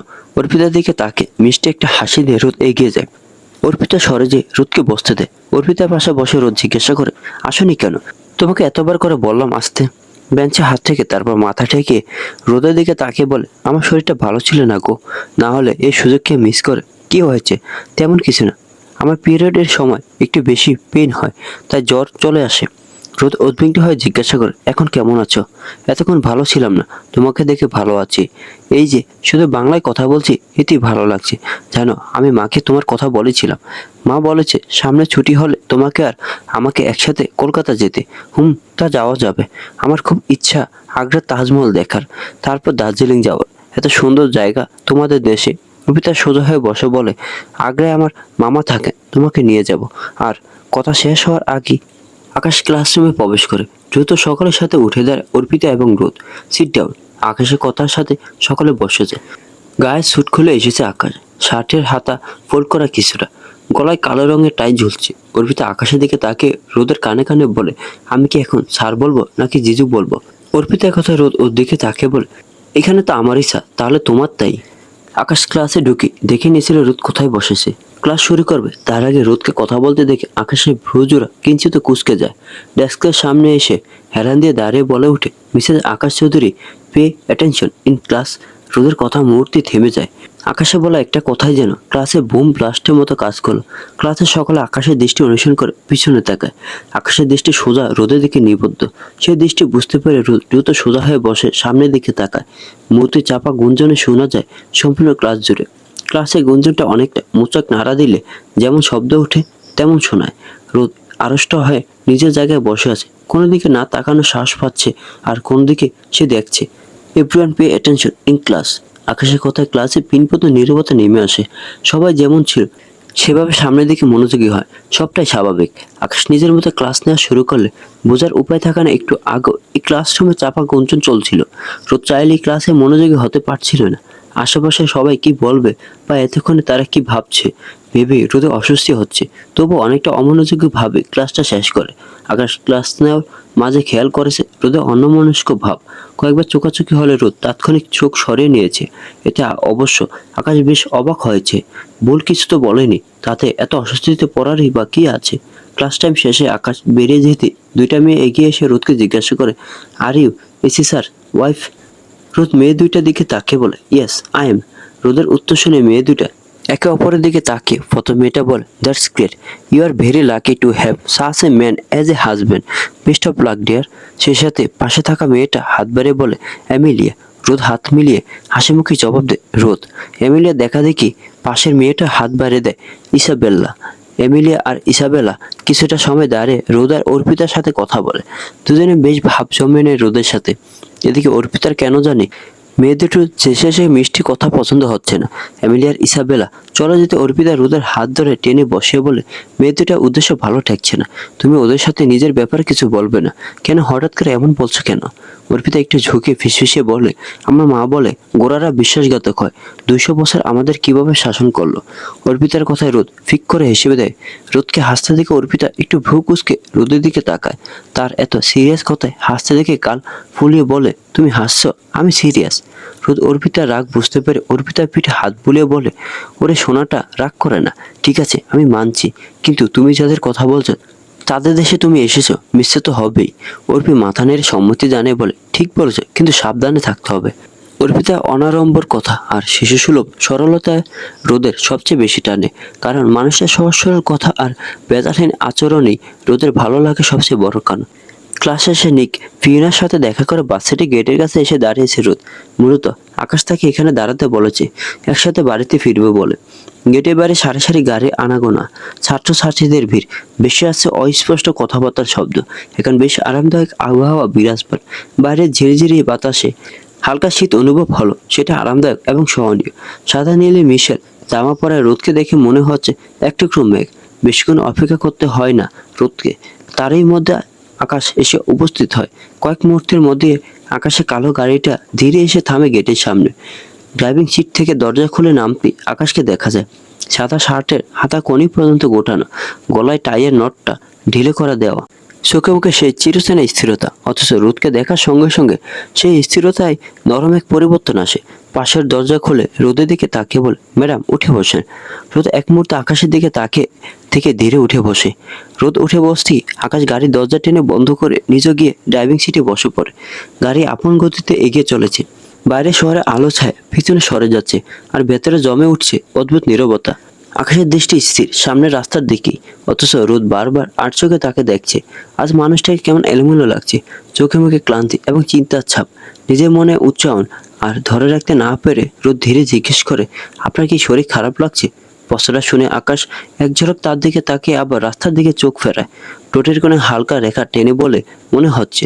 রোদ মাথা নাড়ে, হুঁ। আকাশ নিচে সরে বলে, বইয়ের মনে হলে শরীর খারাপ লাগছে? রোদ ভ্রু কুঁচকে তাকায়, হেয়ালি না, সত্যি বলো। কিছুক্ষণ চুপ থাকে আকাশ, শুধু স্টিয়ারিংয়ে তার আঙুলের ধীর টোকা শোনা যায়। তারপর খুব সংক্ষিপ্ত গলায় বলে, কিছু না। এই উত্তর রোদের মন সন্তুষ্ট হয় না, বরং সন্দেহ আরো ঘন হয়। সে কিছুক্ষণ তাকিয়ে থেকে ধীরে বলে, কিছু না মানে অনেক কিছু। তার মানে কিছু একটা আছে। আকাশ রোদের ধীরে বলা কথাটা শুনলে উত্তর দেয় না, শুধু সামনের রাস্তা ধরে গাড়ির গতি একটু বাড়ায়। আর রোদ বুঝতে পারে মানুষটা কিছু লুকাচ্ছে। আকাশে গাড়ি এসে থামে লেক জুরিকের পাশে। বাড়িতে না ফিরে লেকের পাশে আসে রোদ জিজ্ঞাসা দৃষ্টিতে আকাশের দিকে তাকায়। কিছু বলার পূর্বে আকাশ গাড়ি থেকে নেমে রোদের পাশে দরজা খুলে বলে, আসো। কোনো প্রশ্ন জিজ্ঞাসা করার অবসর থাকে না। রোদ নেমে আসে বিনা বাক্য ব্যয়। দিনের আলো পুরোপুরি নিভে যায়নি। আকাশের গায়ে গোদলে নরম লালিমা সোনালি রং মিশে আছে। দূরে শান্ত জলরাশি যেন বিশাল আয়নার মতো স্বচ্ছ। তাতে শহরের আলো ভাঙা ভাঙা প্রতিফলন ঢেউয়ের তালে কেঁপে উঠছে ক্ষণে ক্ষণে। লেক জরিকের মন জোরানো মৃদু মন্দ বাতাসে আছে শীতল এক নির্মলতা। নগরের কোলাহল ছাড়িয়ে যার এই নির্মলতার মাঝে জলের বুক ছুঁয়ে আসা মৃদু বাতাস রোদের চুলের গোছা এলোমেলো করে দেয়, যেন অদৃশ্য কারো কোমল স্পর্শ। দূরে সারিবদ্ধ নোঙর করা নৌকাগুলো নিস্তব্ধ জলের বুকে নিশ্চুপ দাঁড়িয়ে, আর কিছু সেলবোট ধীর ছন্দে তুলে উঠছে ছোট ছোট ঢেউয়ের তালে। আরো দূরেও আলপোষে অস্পষ্ট রেখা গোধূলির আবছা আলো এমনভাবে ভেসে আছে, যেন জল রঙে আঁকা কোনো স্বপ্নীল পাহাড়, যার অবস্থান বাস্তব আর কল্পনা মাঝামাঝি কোথাও। রোজ চারপাশের দৃশ্য যখন গভীর মনোযোগ দেখতে ব্যস্ত, ঠিক সেই সময় পাশে দাঁড়িয়ে একজোড়া চোখ গভীর মনোযোগে তাকে দেখতে ব্যস্ত। আকাশের দিকে ঘুরে তাকাতে সে দৃষ্টির সাথে নিজের দৃষ্টি মিলতে রোদ বলে ওঠে, এভাবে কি দেখছেন? আকাশ একইভাবে সেই গভীর দৃষ্টিতে তাকিয়ে থেকে জবাব দেয়, আমার সরলতার প্রতিমাকে। অপ্রত্যাশিত ভীষণ অপ্রত্যাশিত এই উত্তর, যা অবাক করে রোদকে। আকাশ এগিয়ে এসে রোদের হাতটা নিজের হাতের মধ্যে গলিয়ে নেয়, শক্ত করে আঁকড়ে ধরে এগিয়ে যায়। বুর্গ লিপ্লাৎসের ধারে নেমে দুজনে জুরিক হ্রদের পাশ ঘেঁষে হাঁটতে থাকে। রোদের হাতের মাঝে নিজের হাতের উপস্থিতি আরো শখ করে ধরে। ধীর পায়ে এগোতে এগোতে আকাশ বলে ওঠে, সাক্ষী থাকুক শাল অসত্য বটের পেয়া দ্বারা, সাক্ষী থাকুক সাতিম পলাশ বন ফুলের ঘ্রাণ, সাক্ষী থাকুক কাদায় আঁকা আহত এক থাবা, সাক্ষী থাকুক হাজার বছর হওয়ার গোরস্থান, সাক্ষী থাকুক মেঘ নাবির কস্তুরী বরবেলা, সাক্ষী থাকুক সাঁওতালি খুব যক্ষ পিশাচ দল, সাক্ষী থাকুক বাদর ময়ের উলুধ্বনির খেলা, সাক্ষী থাকুক পাতার পুরুত হোমের দাবানল। সবাই সাক্ষী থাকুক আকাশের বিশালতার মতো এক দানব আকাশের ভালোবাসা, যা আমৃত্যু অমলিন। রোদ অবাক হয় আকাশের অভূতপূর্ব আবৃত্তি এবং স্বস্বীকারোক্তি শুনে। কবির মনোযোগী দৃষ্টিতে আকাশের পানে তাকিয়ে থেকে বলে, এতটা ভালোবাসলেন কবে? আকাশের তরফ থেকে এবার জবাব আসে না, কিন্তু দৃশ্যমান হয় ঠোঁটের কোন পরিতৃপ্তি হাসি, যে তা বুঝিয়ে দিচ্ছে সব বছর উত্তর হয় না, কিছু উত্তর অনুভব করে নিতে হয়। কিছুটা এগিয়ে যে একটু নিরিবিলি জায়গায় দুজন এসে থামে। লেক জরিকে ঠান্ডা বাতাসে দুজনের চুলি অবিন্যস্ত হয়ে পড়ছে। রোদের হাতে থাকা হেয়ার ক্লিপ দিয়ে চুলগুলো একটু আটকে রাখার চেষ্টা করে। আকাশ সামনে বিস্তৃত জলরাশির দিকে তাকিয়ে বলে, আমার খুব প্রিয় জায়গা। মন খারাপ বা সামান্য শরীর খারাপ এখানে আসলে মন শরীর দুইটাই ভালো হয়ে যায়। আকাশের কথা সম্মতি জানিয়ে রোদ বলে, ঠিক বলেছেন, এত সুন্দর জায়গায় আসলে মন ভালো হতে বাধ্য। আকাশ একটু সরে যায় রোদের কাঁধে হাত রেখে নিজের একবারে কাছে এনে দাঁড় করায়। দুজনের মধ্যে নীরবতা কিছু সময়। নীরবতায় অনুভবের বিনিময় হয় সব থেকে ভালোভাবে, হয়তো সব থেকে সেরাভাবে। একটা গান শোনাবে? আকাশের খাদে মাথা এড়িয়ে দিয়ে রোদ আবদারটা করে। আকাশের উত্তর না শুনে বলে ওঠে, এখন যেন বলবেন না গান পারি না, মিউজিক্যাল পার্টিতে আপনার গান আমি শুনেছি, তাই এখন বাহানা চলবে না। রোদের কথায় আকাশের ঠোঁটের কোনো প্রসারিত হয়। রোদের হাতের সাথে হাত মিলিয়ে রেখে আকাশ ধীরে ধীরে সুর তুলে, মন থেকে একে দুই একাকার আমি, তুই আর না চোখ ফেরিয়ে একটু হাস, নেই মনে কি কিছুই, তোর ঠোঁটের ডানা ছুঁই, মিলবে সব জীবনের ক্যালকুলাস, স্মৃতিরা গেছে পরবাস কথাটা হয়েছে নিজুম, এই বুকে তবু 12 মাস ভালোবাসার মরশুম, ভালোবাসার এই মরশুম। Clinic it's London. হাসপাতালের ইমার্জেন্সি গেটে অ্যাম্বুলেন্সটা থামার আগে একদল মেডিকেল টিম স্টেজের হাতে ক্ষিপ্রতার প্রস্তুত ছিল। প্যারামেডিক্যাল টিম পৌঁছানোর পূর্বেই জানিয়েছিল ইমার্জেন্সি পেশেন্ট। আকাশকে দ্রুত স্ট্রেচারে তুলে যখন করিডোর দিয়ে ওটির দিকে নিয়ে যাওয়া হচ্ছে, স্ট্রেচারের চাকা সে তীক্ষ্ণ ঘর্ষণ যেন রোদের হৃৎপিণ্ডকে এফর উপর করে দিচ্ছে। দিশেহারা রোদ স্ট্রেচারের সাথে পাল্লা দিয়ে দৌড়াচ্ছে। আকাশে নিথর শীতল হাতটা তখনও তার মুঠোয় শক্ত করে ধরা, যেন ছিঁড়ে দিলে মানুষটা চিরতরে কোনো অতল গহ্বরে হারিয়ে যাবে। কিন্তু লাল রঙের অপারেশন থিয়েটার লেখা সংকেতটার কাছে পৌঁছাতেই এক নার্স পেশার স্থিরতায় তার পথ আগলে দাঁড়ালে। মৃদু অথচ অটল স্বরে তিনি বললেন, wait here please, we need to take it from here. ও থমকে দাঁড়িয়ে রইল, ছুটে গেল আকাশে হাতের বাঁধা। ওটির দরজাটা বন্ধ হয়ে গেল সশব্দে। রোদে পৃথিবীটা থমকে দাঁড়ালো সেই রুদ্ধ দ্বারের উপাসে, আর তার হাতের মুঠোয় পড়ে রইল কেবল শূন্য হাহাকার। ওটির দরজাটা বন্ধ হতে ঝাপসা হয়ে আসা চোখে আকাশকে শেষবারের মতো দেখলো রোদ। পরক্ষণে শরীরের সমস্ত শক্তি আর এসে ওখানেই মেঝেতে লুটিয়ে পড়ল। হাসপাতালে দুধ সাদা করিডোর, নাকে ঝাপটা দেওয়া রক্ত এবং ফিনাইলের গন্ধ, আর চারপাশে গোমট নিস্তব্ধতা যেন তাকে জীবন্ত গিলে খেতে আসছে। জুরিখের এই নামী হাসপাতালে অত্যাধুনিক চাকচিক্য আজ রোদের কাছে বড় বেশি অর্থহীন, যদি না ওই বন্ধ দরজার উপর থেকে মানুষটা প্রাণস্পন্দন নিয়ে ফিরে আসে। নিজের রক্তমাখা হাতের দিকে শূন্য দৃষ্টিতে তাকে রোদ বিড়বিড় করে উঠল, আপনি আপনার অতীত বলতে চেয়েছিলেন আকাশ, কিন্তু আপনি কি একবারও বুঝতে পারছেন যে আমার বর্তমানটা আপনাকে ছাড়া কতটা অসম্পূর্ণ? তার অস্পষ্ট সেই হাহাকার করিডোরের নির্জনতা ধাক্কা খেয়ে ফিরে এলো। কোনো উত্তর মিলল না। নিরুত্তর সেই কান্না প্রতিধ্বনি। কেবল উপরে লাল বাতিটা একনিষ্ঠভাবে জানান দিয়ে যাচ্ছে ভেতরে জীবন মৃত্যুর এক অসম লড়াই চলছে। কয়েক মুহূর্তের মধ্যে কি হয়ে গেল আকাশের সাথে রোদ সেসব ভেবেই পায় না। কম্পিত হাতে দ্রুত ফোন বের করে জামশেদ ভাইয়ের নাম্বারে ডায়াল করে সম্পূর্ণ ঘটনা জানাতে অপর পাশ থেকে জামশেদ ভাই বলে, তুমি থাকো, আমি শাহান আর অনিককে নিয়ে এখনই আসছি। হাত থেকে ফোনটা মেঝেতে শব্দ করে পড়ে যেতে রোদ কান্নায় ভেঙে পড়ে। তারা আত্মনাদে কেঁপে উঠে, পুরো হসপিটাল করিডোর প্রকম্পিত হয়। দুইজন নার্স এগিয়ে এসে রোদকে ধরে চেয়ারে বসায়। রোদকে শান্ত করার উদ্দেশ্য বলে, don't cry, pray for him. সান্ত্বনা শব্দটা আজ বড্ড ফিকে, বড় বেশি অর্থহীন। সম্পূর্ণ পৃথিবীর তছনছ হয়ে যাওয়ার যে হাহাকার, তার সামনে এই কৃত্রিম সান্ত্বনা পলক যেন এক নিষ্ঠুর পরিহাস মাত্র। হৃদয়ের গহীনে যে ক্ষত থেকে অবিরাম রক্তক্ষরণ হচ্ছে তা কোনো শব্দ বা পবন দিয়ে মোছা সম্ভব নয়। পুরো দুনিয়া হারিয়ে ফেলার এই ব্যথার ভার কেবল রোদের একার। কিছু সময় পূর্বে ডেকে শান্ত জলরাশির উপর গোধূলির আলো তখন মিলিয়ে গিয়ে নীলাপক অন্ধকার নামতে শুরু করেছে। অন্ধকার নামার সাথে সাথে লেক জুরিকের বাতাস আরো শীতল হতে শুরু করেছে। আকাশের শেষ গাওয়া গানের সুরটা তখনও যেন রোদের কানে রেশ রেখে গেছে। অদ্ভুত ঘোর লাগা আবেশে আবেশিত মন। আকাশে কাঁধে মাথা রেখে রোদ এক গভীর প্রশান্তিময় অনুভবে ডুবে আছে যেন। মনে হচ্ছিল সময়টা যদি এখানেই থমকে দিত। দুজনে পায়ে ছন্দ মিলে হেঁটে চলছে বুক লিফলাসের রেলিংয়ের পাশ ঘেঁষে। ছন্দপতির জীবনে হুট করে সৃষ্টিকর্তা যেন ছন্দের মিলন ঘটিয়ে দিলেন, চুক্তির বাঁধনকে পরিপূর্ণ করে দিলেন, আজীবনে বন্ধনে আবদ্ধ। রোদ ইতিমধ্যে সৃষ্টিকর্তার হাজারো শুকরিয়া জ্ঞাপন করেছে মনে মনে। তবুও যেন মন বলছে, একতটা প্রাপ্তির জন্য এই শুকরিয়া যেন সামান্য। Pakhi, I want to tell you something. আকাশে ইতস্তত গলার আওয়াজে রোদের পা জোড়া থেমে যায়। ঘুরে তাকায় আকাশের দিকে। আকাশ নিজেও ঘুরে তাকিয়ে মুখোমুখি দাঁড়ায়। রোদের চোখের পানে চোখ রাখতে আকাশের হৃদয় বিরাহীন ঢেউয়ের মাতম শুরু হয়। ঠিক যেমন ঝড়ের মুখে উত্তাল সমুদ্রের ফেনিল ঢেউগুলো আসতে পড়ে তীরের বালুচরে, ঠিক তেমনি এক বিশাল সমুদ্র যেন ঝড়ের ইশারায় আসতে পড়ছে তার বুকের পাঁজরে। সমুদ্রের সেই আদিম অস্থিরতা আর আকাশের তৃষ্ণার্ত হৃদয়ের এই উথাল পাথাল আজ যেন একাকার হয়ে গেছে। সেই প্রমত্ত জলরাশি গর্জন আর তার হৃদয়ের এই অবাধ্য কম্পন যেন আজ একই সুরে গাথা, একদমই অভিন্ন, সম্পূর্ণ সাদৃশ্যপূর্ণ। রোদ আকাশের দিকে নিষ্পাপ দৃষ্টিতে তাকিয়ে বলে, এত সংকোচের কি আছে বলুন, আমি শুনছি। রোদের আশ্বস্তমূলক কথায় এক মুহূর্তের জন্য আকাশের চোখে মুখে প্রশান্তি রেখা ফুটে ওঠে। সেই প্রমত্ত হৃদয়ের উথাল পাতার যেন রোদের শান্ত শীতলতায় কিছুটা থিতু হয়ে যায়। আকাশ গভীর এক নিঃশ্বাস নিয়ে রোদের হাতের উপর নিজের হাতে চাপ বাড়ালো। আসলে আমি আমার অতীত জীবন কথাটা সম্পূর্ণ হওয়ার আগে জুরিকে সে শান্ত গোধূলি নিস্তব্ধতা চুরমার করে এক তীক্ষ্ণ শিসকাটা শব্দ বাতাস ভেসে এলো। পরক্ষণে এক বিকট আওয়াজ, ঠাস। রোদের চোখের পলক পড়ার আগে আকাশের শরীরটা এক তীব্র ঝাঁকুনিতে কেঁপে উঠল। তার কণ্ঠনালী গভীর থেকে বেরিয়ে এলো এক অস্ফুট গোয়ানি। মুহূর্তের মধ্যে আকাশের সাদা শার্টের বুকের বাম পাশে এক পৈশাচিক লাল রং ছড়িয়ে পড়তে শুরু করলো। ঠিক যেন সাদা ক্যানভাসে কেউ এক মুঠো তাজা রক্ত ছিটিয়ে দিয়েছে। কয়েক সেকেন্ড সময় লাগে বুঝে উঠতে কি হয়েছে।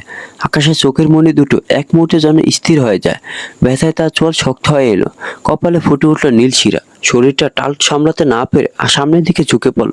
সে রোদকে বাঁচানোর শেষ চেষ্টায় নিজের শরীরে পুরো ভর দিয়ে তাকে ধাক্কা দিয়ে রেলিংয়ে আড়ালে সরিয়ে দেওয়ার চেষ্টা করলো, কিন্তু তার নিজের পায়ের শক্তি তখন ফুরিয়ে এসেছে। আকাশ! রোদের গগন বিদারী চিৎকারে লেকের বাতাস প্রকম্পিত হলো মুহূর্তে। রোদ পাকালো মতো হামাগুড়ি দিয়ে আকাশের কাছে গিয়ে তাকে জড়িয়ে ধরলো, গলায় ধাক্কা, স্কার্ফ দিয়ে গুলি লাগা স্থানে চেপে ধরে ভেঙে আসা গলায় বলে, কি কি কিছু হবে না, আপনার কিছু হবে না, এখনই হসপিটালে নিয়ে যাব।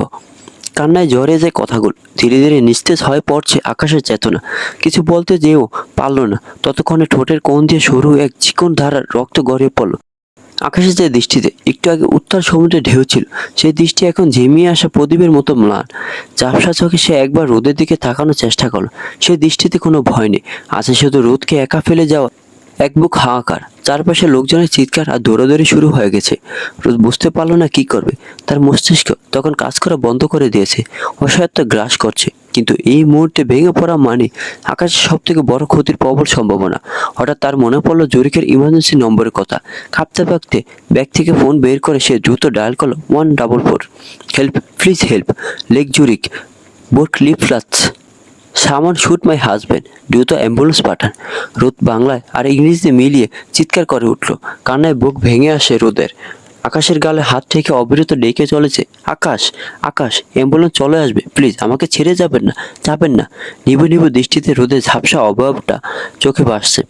ঠোঁট নড়ছে কিঞ্চিত, কিন্তু সেই শব্দ শ্রবণ সীমার বাইরে। অল্প সময়ের মধ্যেই দূরে সাইরেনের শব্দ শোনা যায়। জুরিখের দক্ষ মেডিকেল টিম কয়েক মিনিটের মধ্যে সেখানে পৌঁছায়। অতি দ্রুত আকাশের কাছে পৌঁছায়। রোদের কোল থেকে আকাশে মাথা তুলে স্ট্রেচারে করে অ্যাম্বুলেন্স তোলা হয়। সেই সাথে রোদ নিজে উঠে বসে অ্যাম্বুলেন্সে। আকাশে হাত ছাড়ে না এক মুহূর্তের জন্য। প্যারামেডিক একজন অফিসার রোদকে জিজ্ঞাসা করে, হুইচ হসপিটাল ম্যাডাম? রোদ কাপা গলায় বল, ক্লিনিক হিসল্যান্ডের, let's take my husband there. Siren বাজিয়ে অ্যাম্বুলেন্সটা জুরিকে ঝকঝকে রাস্তা দিয়ে তীব্র গতিতে ছুটে চলল। রোদের পরনের সাদা নীল জামাটা এক ছোপ ছোপ রক্তে রাঙানো। আকাশে ফ্যাকাশে হয়ে যাওয়া মুখটা দেখে রোদের বুকের ভেতরটা দুমড়ে মুচড়ে যাচ্ছে। প্যারামেডিকটা দ্রুত হাতে আকাশের মুখে অক্সিজেন মাস্ক পরিয়ে দিচ্ছে। মনিটরে চলছে হৃৎস্পন্দের অস্থির উঠানামা। সে যান্ত্রিক বিপ শব্দটা যেন রোদের প্রতিটা নিঃশ্বাসকে বিদ্ধ করছে। রক্তে শুকিয়ে আসা হাতে আকাশে হাত ধরে রোদ সৃষ্টিকর্তাকে ক্রমাগত মনে মনে ডেকে চলেছে। ভালোবাসা, জীবনসঙ্গী, সুস্থতা, বেঁচে ফেরা। রোদের চোখের জল টপ টপ করে আকাশের রক্তমাখা হাতের উপর পড়ছে। রোদের বুকের ভেতরটা এক অজানা হাহাকারে দুমড়ে মুচড়ে যাচ্ছে প্রতিক্ষণে। জীবনের সবচেয়ে বড় পাপ থেকে হারানোর ভয় তার প্রতিটি নিঃশ্বাস বিষাক্ত দোহার মতো ভারী হয়ে উঠছে। এই মানুষের অনুপস্থিতির কথা ভাবতেই এক তীব্র শূন্যতা তার অস্তিত্বকে কুরে কুরে খাচ্ছে, যেন আকাশকে ছাড়া তার নিজের বেঁচে থাকাটা অর্থহীন এক পরিহাস মাত্র। অ্যাম্বুলেন্সের গতিবেগ বাড়ার সাথে সাথে জুরিখের ট্রাফিক সিগন্যালগুলো ধোঁয়াটে লাল নীল আলো ছড়িয়ে মুহূর্তে পেছনে অন্ধকারে মিলিয়ে যাচ্ছে। বাইরের ঝলমলে শহরের আলোকসজ্জা আর লেক জুরিকে সে শান্ত জীবনের চেনা ছন্দ সবই এখন রোদের চোখে এক ঝাপসা বিভীষিকা। তার চেনা পরিচিত পৃথিবীটা আচমকা সংকুচিত হয় ওই ছোট অ্যাম্বুলেন্সের চার দেয়ালের মাঝে বন্দী হয়ে পড়েছে। মানব জীবন বড় অনিশ্চিত এক গোলক ধাঁধা। দীর্ঘদিনের জমাটবদ্ধ কষ্টের পর পেরিয়ে যখনই একটু সুষমের আলো এসে দ্রুত জীবনটাকে রঙিন করে তুলতে শুরু করে, ঠিক তখনই দেখা যায় মুহূর্তের ব্যবধানে সেই সুখের রংটুকু বিষাদের কালো ছায় মিলিয়ে গেছে। নীতির এই নিষ্ঠুর খেলায় প্রাপ্তির আনন্দটুকু চোখের পলকে অপূর্ণতা হাহাকারে পরিণত হয়। রোদের ক্ষেত্রে এই সত্যি যেন আরো চরমভাবে প্রতিফলিত হয়। বুধ জ্ঞান হওয়ার পূর্বেই বাবা নামক বটবৃক্ষের ছায়া চিরতরে হারিয়ে গিয়েছিল। তারপর মায়ের সাথে থেকে এক দুঃখ কষ্টে ভারাক্রান্ত জীবন, স্বল্প আয়ুর জীবন, অথচ দুঃখে যেন পূর্ণদৈর্ঘ্য উপাখ্যান, যার পরতে পরতে শুধু বিচ্ছেদের বেদনা। দীর্ঘ 2 ঘন্টা যাবৎ ওটির সামনে নিস্তেজ জড় বস্তুর ন্যায় নিজের মধ্যে গুটিয়ে বসে আছে রোদ। রোদের সাদা নীল জামাটা এখন চুপ চুপ কালচে রক্তে মাখা। বহুবার বলো রোদকে সরানো যায়নি তার জায়গা থেকে। জামশেদ ভাই, অনেক সায়ন এবং অর্পিতা বহুবার চেষ্টা করেছে, কিন্তু রোদ যেন নিজের মধ্যে নেই। দুনিয়ার কোনো শব্দ যেন তার কর্ণকুহরে প্রবেশ করছে না, মনোযোগ সরিয়ে আনতেও পারছে না। অপারেশন থিয়েটারের উপরে লাল বাতিটা যেন এক জ্বলন্ত আগ্নেয়গিরি, যা থেকে নির্গত উত্তাপ রোদের কলিজা পুড়ে ছাই করে দিচ্ছে প্রতিটা মুহূর্তে। জামশেদ ভাই এসে কয়েকবার ডেকেছে রোদকে। সে সাথে অর্পিতা এসে বসেছে রোদের পাশে। কোনো প্রতিক্রিয়া নেই, কেবলই শূন্য দৃষ্টিতে একবার জামশেদ ভাইয়ের দিকে তাকিয়ে আবার ওটি দরজার দিকে চোখ ফেরালো। শায়ন পাথরের মতো দাঁড়িয়ে আছে। আকাশ তার বন্ধু নয়, তার অস্তিত্বের একটা অংশ। অনেক অস্থির হয়ে পায়চারি করছে আর ফোনে কারোর সাথে কথা বলছে। সম্ভবত পুলিশি ঝামেলা সামলানোর চেষ্টা করছে। জামশেদ ভাই অর্পিতাকে রোদের কাছে রেখে সরে আসেন। নিজের চোখে জল আড়াল করার বিচার চেষ্টা জামশেদ ভাইয়ের। শায়ন এগিয়ে এসে জামশেদ ভাইয়ের কাঁধে হাত রাখতে জামশেদ ভাই বাচ্চাদের মতো ফুঁপিয়ে কেঁদে উঠে আর বলে, আমার ছোট মেয়ে। শায়ন, আমার ছোট মেয়ের কিছু হবে না তো? শায়ন জামশেদ ভাইকে সান্ত্বনা দেওয়ার চেষ্টা করে বলে, কিছু হবে না আকাশে, দোয়া করেন জামশেদ ভাই। আপনি এভাবে ভেঙে পড়লে আমাদের কে সামলাবে? নিজেকে সামলান ভাই। শায়ন ভাইটি, তুমি জানো না আকাশ আমার জীবনে ঠিক কতটা গুরুত্বপূর্ণ। এই জামশেদ আজকে সুস্থভাবে দাঁড়িয়ে আছে ওই ছেলেটার জন্য। আল্লাহ তো সরাসরি এসব বান্দাকে সাহায্য করেন না শায়ন, তিনি মাধ্যম পাঠিয়ে দেন। আমার জীবনে সেই রহমতের মাধ্যম ছিল এই ছোট মেয়ে। আমার এই দুনিয়ায় আপন বলতে ওই একজনই আছে। আমাকে আমার পরিবার পর্যন্ত মনে রাখেনি। এই জামশেদের পরিবার, ভাই, সব এই আকাশ চৌধুরী। শায়ন ভেজার দৃষ্টিতে জামশেদ ভাইয়ের কথাগুলো শুনছে। শায়ন নিজেও ঠিক জানে না আকাশ কিভাবে জামশেদ ভাই বা অনিককে পেল, জানার সময়টুকু পেল না। শায়ন চুপ দেখে জামশেদ ভাই আরো বলেন, মেয়েটার অবস্থা দেখো, 2টো দিন হয়নি নতুন জীবনের। একটা মানুষ, শুধু একটা মানুষ কিভাবে অপর মানুষটার জীবনে কিভাবে প্রভাব ফেলতে পারে মেয়েটাকে দেখো। একটা মানুষের উপস্থিতি যেমন জীবনকে সুন্দর করে তোলে, ঠিক তেমনি সেই মানুষের অনুপস্থিতি জীবনকে অন্ধকার ডুবে দিয়ে যায়। আকাশ আবারও রোদের কাছে সুস্থ হয়ে ফিরে আসুক। আল্লাহর কাছে আর কিছু চাইবো না, শুধু আমার ছোট মেয়েকে সুস্থ করে দিক, সুস্থ করে দিক। ইনশাআল্লাহ সুস্থ হয়ে উঠবে। ওটির ভিতরে জীবন মৃত্যুর লড়াই চলমান। 7জনরা লড়ছেন আকাশের ফুসফুসের একদম পাশ দিয়ে বেরিয়ে যাওয়া বুলেটটা ক্ষত সারাতে। রক্তক্ষরণ থামানোই এখন সব থেকে বড় চ্যালেঞ্জ। মনিটরে বিপ শব্দটা মাঝে মাঝে অনিয়মিত হয়ে পড়ছে, যা উপস্থিত ডাক্তারদের কপালে চিন্তার বাজ আরো গভীর করছে। বাইরে সময় যেন থমকে আছে। 1 ঘন্টা 2 ঘন্টা পেরিয়ে গেল। করিডোরে নিস্তব্ধতা ভাঙল পুলিশের আগমনে। অনিকা জামশেদ ভাই পুলিশের সাথে কথা বলতে কিছুটা দূরে সরে গেলেন। জুরিক পুলিশ ইনভেস্টিগেশন শুরু করেছে। বুর্কলি প্লাৎসের সিসিটিভি ফুটেজ চেক করা হচ্ছে। রোদ তখনও সেইভাবে চেহারা স্থির বসে, তার হাতে রক্তগুলো শুকিয়ে লাল কালচে হয়ে চামড়ায় লেপ্টে আছে। সে হাত ধোয়ার প্রয়োজন বোধ করছে না। এই রক্তটুকু তো আকাশের শরীর থেকে আসা। এই লাল দাগগুলি এখন তার কাছে আকাশের স্পর্শে শেষ স্মৃতি হয়ে টিকে আছে। হঠাৎ ওটির লাল বাতিটা নিভে গেল। প্রায় 3.5 ঘন্টা পর ওটির দরজা খুলল। প্রধান সার্জন ডক্টর মিলার বেরিয়ে এলেন। দরজার লক খোলার যান্ত্রিক শব্দে সবাই সজাগ হয়ে উঠল। ডক্টর মিলার মাস্ক খুলতে খুলতে বেরিয়ে এলেন। তার মুখবয়বে ক্লান্তির ছাপ স্পষ্ট। টলমলে পায়ে উঠে দাঁড়ালো। প্রশ্ন করার শক্তিটুকু তার নেই। জামশেদ ভাই দ্রুত এগিয়ে গিয়ে জিজ্ঞেস করলেন, doctor, how is he? Doctor দীর্ঘশ্বাস ফেলে রোদের দিকে একবার তাকালেন, তারপর গম্ভীর স্বরে বলে, the bullet cost extensive damage to the left pulmonary artery. We've managed to stop the bleeding, but he has lost a significant amount of blood. The next 48 hours are critical for us. The patient is still in a coma and his heart rate remains very weak. If he doesn't regain consciousness within this window, there will be nothing more we can do. All you can do now is pray. Doctor চলে যেতে রোদ দেয়াল ঘেঁষে ধপ করে মেঝেতে বসে পড়ল। তার শরীরের সমস্ত শক্তি যেন কেউ নিমিষে শুষে নিয়েছে। 48 ঘন্টা, যেখানে 48 সেকেন্ড অত্যন্ত বেশি সময় মনে হচ্ছে, সেখানে দুটো দিন। এই 2 দিন কি তবে তার জীবনের শেষ পরীক্ষা? সময়ের প্রতিটি সেকেন্ড এখন এক একটা বিষাক্ত তীরের মতো তার বুকে বিঁধবে। কিছুক্ষণ পর আকাশের নিথর দেহটা যখন উঠি থেকে বের করে রোদের সামনে থেকে বের করা হলো, রোদ ছুটে যেতে চাইলে অর্পিতা তাকে ধরে রাখে। আকাশকে আইসিইউতে নিয়ে যাওয়ার পর রোদ শুধু কাছের উপাস থেকে একবার দেখার সুযোগ পেল। আকাশের বুকের বাম পাশটা ভারী ব্যান্ডেজে ঢাকা, সেখান দিয়ে একটু আগেও তাজা রক্ত স্রোতের মতো বয়ে যাচ্ছিল। মুখে অক্সিজেন মাস্ক আর শরীর জুড়ে অসংখ্য যান্ত্রিক নল আর তারের জট। যন্ত্রের কৃত্রিম স্পন্দনে বুকটা ওঠানামা করছে ঠিকই, কিন্তু মানুষটা যেন পাথর হয়ে গেছে। কাছের ওপাশে শুয়ে থাকা এই অচেনা বিবর্ণ মানুষটা, এ কি সত্যি তার সেই প্রাণাঞ্চল আকাশ? রাত গভীর হচ্ছে। হাসপাতালে জানালা দিয়ে বাইরে জুরিক শহরটাকে এখন এক মায়াবী শ্মশান মনে হচ্ছে রোদের কাছে। সে আইসিইউর দরজার সামনের ছোট জানালাটা দিয়ে ভেতরে যন্ত্রের দিকে তাকিয়ে আছে। হঠাৎ সায়ন এসে পাশে দাঁড়ালো, দীর্ঘণ্ঠে বলল, ভাবি বাড়িতে চলুন, আপাতত আকাশকে অবজারভেশন রাখা হচ্ছে, আপনি একটু ফ্রেশ হয়ে আবার আসবেন। রোদ নির্জীব ভাঙ্গা কণ্ঠে বলে, জ্ঞান না ফেরা পর্যন্ত আমি কোথাও যাব না। সায়ন এই পর্যায়ে একটু জোর দিয়ে বলে ওঠে, এভাবে থাকলে নিজের ক্ষতি হবে, তখন আকাশকে দেখবে কে বলেন? বাড়িতে চলুন, ফ্রেশ হয়ে চলে আসবেন, আর আকাশ আপনাকে অনেক বেশি ভালোবাসে। সেই ভালোবাসার টানে ও ফিরে আসবে। শাহানের কথায় রোদ হেসে উঠল। অতিমাত্রায় কষ্টে শোকে সাধারণত মানুষ চুপ হয়ে যায়, আর না হয় মাত্রাতিরিক্ত কান্নাকাটি করে, কিন্তু রোদ হাসছে। শাহানের ভ্রুজোড়া কিঞ্চিত কুঞ্চিত হয়। রোদের এমন হাসি যেন ভীতিকর ঠেকছে শাহানের কাছে। রোদ উদাস হয়ে কাছের ছোট জানালার ভিতর দিয়ে আকাশকে দেখে বলে, মাঝে মাঝে কি মনে হয় জানেন, আমি নিজে একটা অভিশাপ। না হলে আমাকে ভালোবাসলি সে ক্ষতিগ্রস্ত কেন হবে বলুন? মায়ের কাছে শুনেছি আমার বাবা নাকি আমাকে অতিমাত্রা স্নেহ করতেন, খুব আগলে রাখতেন, কিন্তু ভাগ্য দেখুন ঠিকই আমাকে ভালোবাসার কারণে তাকে নিয়ে গেল। আবার দেখুন এই আমাকে ভালোবেসে আমার মায়ের পুরো জীবনটা চলে গেল লাঞ্ছন, অপমান, কষ্টে। আর আজকে কথা শেষ হওয়ার পূর্বে রোদ কান্নায় ভেঙে পড়ে।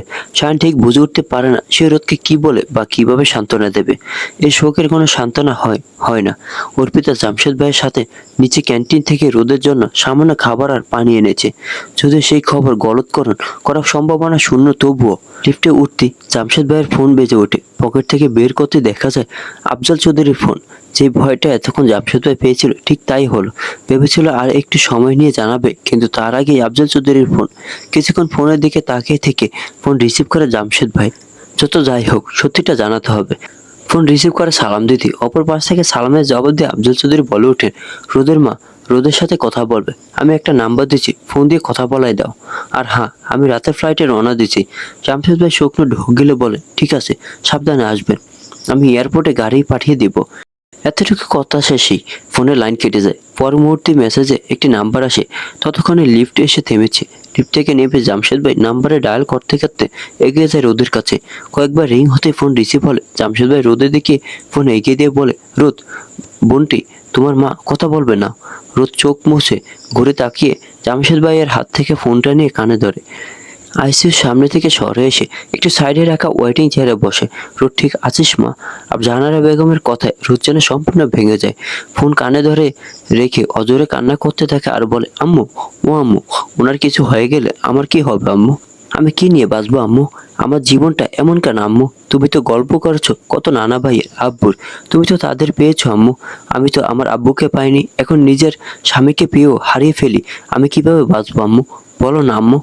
আমি পারছি না, বিশ্বাস করো। আমার মনে হচ্ছে আমার জানটা কেউ টেনে হিসেবে বের করে নিচ্ছে আম্মু। আমি সহ্য করতে পারছি না। আমার অনেক কষ্ট হচ্ছে আম্মু।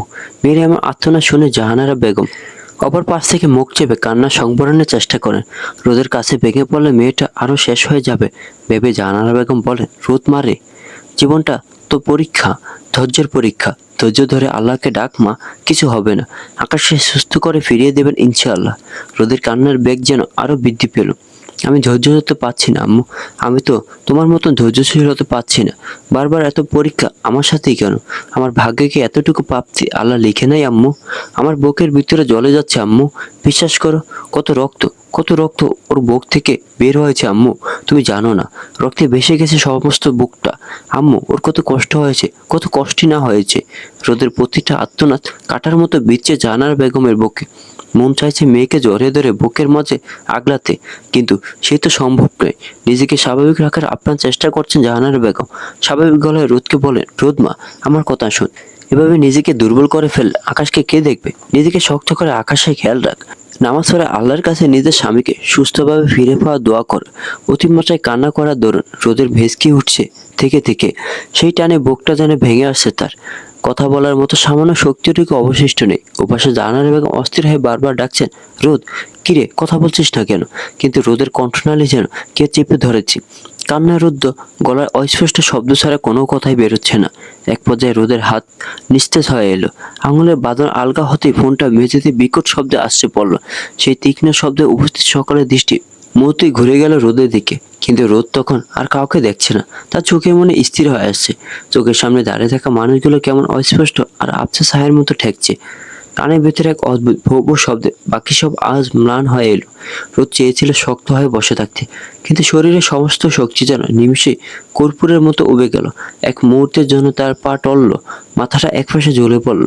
আর তারপরেই কোনো এক গভীর অন্ধকারে অতল গহ্বরে তলে গেল সে। শক্ত মেঝেতে লুটিয়ে পড়ল রোদের জ্ঞানহীন নিথর দেহ।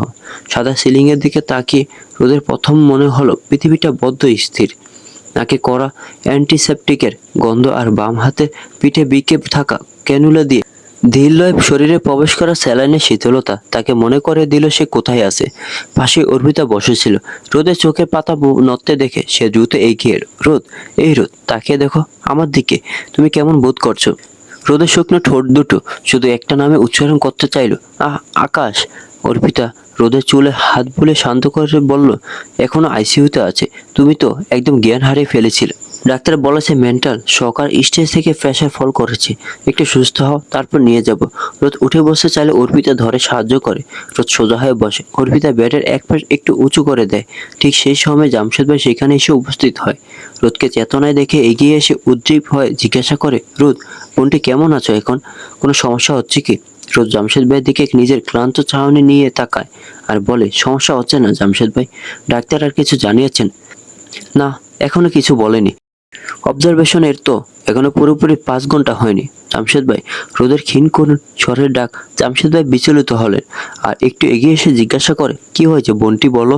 রোদের চোখের কার্নিশ বেয়ে নোনাজল গড়িয়ে পড়ছে। জামশেদ ভাইয়ের দিকে তাকে জিজ্ঞাসা করে, 48 ঘন্টা কখন কাটবে জামশেদ ভাই? আমি তো আর অপেক্ষা করতে পারছি না। জামশেদ ভাই রোদের মাথায় পরম স্নেহে হাত বুলিয়ে বলেন, কাটবে, দোয়া করো আর নিজে সুস্থ থাকো, না হলে ছোট মেয়েকে কে দেখবে? একটা কথা সত্যি করে বলবেন জামশেদ ভাই? রোদের কণ্ঠে অনুরোধের দাজ ধরতে পেরে জামশেদ ভাই বলেন, এভাবে বলো না, আমি তোমাদের কাছে খোলা বইয়ের মতো উন্মুক্ত, বলো। রোদ পাশে থাকা টুলের দিকে দেখিয়ে বলে, জামশেদ ভাই বসেন। জামশেদ ভাই টুল টেনে রোদের মুখোমুখি বসে আর অর্পিতা রোদের পাশে দাঁড়িয়েছিল। ওদের কথার মাঝে থাকবে না ভেবে অর্পিতা বলে, তোমরা কথা বল, আমি বাইরে আছি। অর্পিতা বেরিয়ে যেতে চাইলে জামশেদ ভাই অর্পিতাকে থামিয়ে বলে, তুমি থাকো, কোনো সমস্যা নেই, বসো রোদের পাশে। অর্পিতা জামশেদ ভাইয়ের কথা মতো রোদের পাশে বসে। জামশেদ ভাই রোদের দিকে তাকে জিজ্ঞাসা করে, বলো বোনটি, তুমি কি জানতে চাও? রোদ কিছুটা দম নিয়ে বলে, আপনি তো আকাশের সাথে অনেকদিন ধরে আছেন, আপনি নিশ্চিত তার অতীত সম্পর্কে জানবেন? আজকে এই ঘটনার ঠিক আগে আকাশ আমাকে এই বিষয়ে কিছু বলতে চাচ্ছিল। ঠিক সেই সময়ই আপনি যা জানেন আমাকে একটু বলেন জামশেদ ভাই। রোদের কথায় জামশেদ ভাইয়ের চেহারায় মলিন ছাপ ফুটে ওঠে। দৃষ্টি নত রেখে বলেন, এখন না হয় এসব কথা পরে শোনো জামশেদ ভাই, 48 ঘন্টা সময় অনেকটা। আপনি আমাকে বলুন, অপেক্ষা পর কাটুক আকাশের কথায়। জামশেদ ভাই দীর্ঘশ্বাস ফেলে বলেন, আকাশের জীবনে বলার মতো অতীত একজনই, সে হলো জাইরা ফ্রেই। আকাশের জীবনের প্রথম নারী, প্রথম ভালোবাসা, যদিও তাকে আমি কোনোদিনও সামনাসামনি দেখিনি। জামশেদ ভাইয়ের কথায় অর্পিতা রোদ দুজনে বিস্ময়ের চরমে। আকাশের মতো একজন গম্ভীর ইন্ট্রোভার্ট মানুষের জীবনে প্রেম সাবলীলভাবে এসেছিল, ভাবাই যেন দুষ্কর। রোদ প্রশ্ন করে, সে কোথায়? জামশেদ ভাই মাথা নেড়ে বলে, বলছি, এই যে জাইরোনিক্স মোটো দেখছো, এটা জাইরা ফ্রেই, এর বাবা স্টিফেন ফ্রেইয়ের। কিছুটা থেমে জামশেদ ভাই বলে, আকাশ তখন বাংলাদেশ থেকে সুইজারল্যান্ডে এসেছে পড়াশোনার উদ্দেশ্যে। আকাশ বরাবরই ইন্ট্রোভার্ট, গম্ভীর, রকচটা স্বভাবে। 10 কথার একটার উত্তর দেওয়া ছেলে। আকাশ মেকানিক্যালি ইঞ্জিনিয়ার যখন ফার্স্ট সেমিস্টারে ভার্সিটি টপ করে, সে সময় স্টিফেন ফ্রেই এর নজরে পড়ে আকাশ। দেশের টপ কোম্পানি হওয়াতে ভার্সিটিতে যোগাযোগ করে। আকাশের সাথে যোগাযোগ করতে বেশি ব্যাগ পেতে হয় না। পড়াশোনার পাশাপাশি আকাশকে কোম্পানিতে যোগ দিতে বলেন স্টিফেন। আকাশ প্রথমে রাজি না থাকলেও পরবর্তীতে রাজি হয়ে যায় নিজের কেরিয়ারের কথা ভেবে। সেইখান থেকে অফিসের সাথে স্টিফেনের বাড়িতে মাঝে মধ্যে যাওয়া আসা হতো আকাশের। স্টিফানের একমাত্র মেয়ে জাইরা, মাহারা মেয়ে। আকাশ যখনই যেত, মেয়েটা তার বাবার সাথে বসে সবটা লক্ষ্য করত। বেশি লক্ষ্য করতো আকাশকে। বিদেশি রমণীর মনে ধরে বাংলাদেশি যুবক। কথা বলা আগ্রহ প্রকাশ করলে প্রথমেই জাইরা বুঝে যায় আকাশের সাথে সখ্যতা করা অসম্ভব প্রায়। কিন্তু মেয়েটা হাল ছাড়েনি। আকাশের মন জয় করতে সক্ষম হয়েছিল। রোদ অর্পিতা খুব মনোযোগ দিয়ে জামশেদ ভাইয়ের কথা শুনছিল। জামশেদ ভাই থামতেই রোদ বলে ওঠে, সম্পূর্ণটা বলুন জামশেদ ভাই, এটা অসম্পূর্ণ। সম্পূর্ণ আমি জানি না, আমি যতটুকু জানি ততটুকু বলছি। আকাশ এমন বলেছে। অর্পিতা ফট করে প্রশ্ন করে, সেই মেয়েটা এখন কোথায়? জামশেদ ভাই এক নজর অর্পিতাকে দেখে নিয়ে বলে, সে আর নেই, একটা রোড অ্যাক্সিডেন্টে জাইরা মারা যায়। আকাশ মূলত এই ঘটনায় সব থেকে বেশি অপরাধবোধ ভোগে, কারণ অ্যাক্সিডেন্টের সময় গাড়িটা ও নিজে ড্রাইভ করছিল, অথচ ভাগ্য ওকে জীবিত রাখলো এবং জাইরাকে দিল যন্ত্রণাদায়ক মৃত্যু। চোখের সামনে প্রিয় মানুষের নিথর হয়ে যাওয়া দেখাচ্ছে বড় কোনো শাস্তি এই পৃথিবীতে আর নেই। নিষ্প্রভ দৃষ্টিতে রোদ সামনের দিকে তাকিয়ে আছে। রোদের খুব মনে চাইছে জাইরা নামে মেয়েটাকে দেখতে, কিন্তু কিভাবে সম্ভব? এই দুনিয়াতে নেই, সামনাসামনি দেখতে না পারলেও কোনো ছবি হয়তো থাকবে। শামশেদ ভাই রোদকে নিশ্চুপ দেখে বললেন, আকাশের জীবন আর মন দুটোই এখন তোমার দখলে। সত্যি বলতে আমি খুব দুশ্চিন্তায় থাকতাম, ভাবতাম ছেলেটা কি এভাবে সারা জীবন একা কাটিয়ে দিবে? কারোর জন্য কি ওর মনে আর জায়গা হবে না? কিন্তু বোন, যেদিন আকাশ আমাকে তোমার কথা বলল এবং বুঝলাম ও নিজেকে দ্বিতীয়বার একটা সুযোগ দিতে চায়, বিশ্বাস করো, আমার বুক থেকে যেন একটা বড় পাথর নেমে গেল। এই ছন্নছাড়া জীবনটা দেখে আমার খুব কষ্ট হতো। তুমি ওর জীবনে নতুন এক পরের মতো এসেছো। রোজ জানালার দিকে তাকে অস্পষ্ট স্বরে বল, ভাগ্য বড় নির্মম জামশেদ ভাই। আমার প্রাপ্তির খাতা সবসময় শূন্য ছিল, আর পেয়ে হারানোর তালিকাটা আজ অনেক দীর্ঘ। জামশেদ ভাই বসা থেকে উঠে দাঁড়িয়ে বলে, রেস্ট নাও, একটু পরে বাড়িতে নিয়ে যাব, আর বাকি গল্প পরে শোনো আকাশের থেকে। রোদ কথাগুলো বলে আর জামশেদ ভাই বেরিয়ে যায়। রোদ আধমনে চোখ বুজে দীর্ঘশ্বাস ফেলে। অর্পিতা রোদের মনের অবস্থা আন্দাজ করে রোদের মাথা হাত বুলিয়ে বলে, রোদ, মন খারাপ করো না।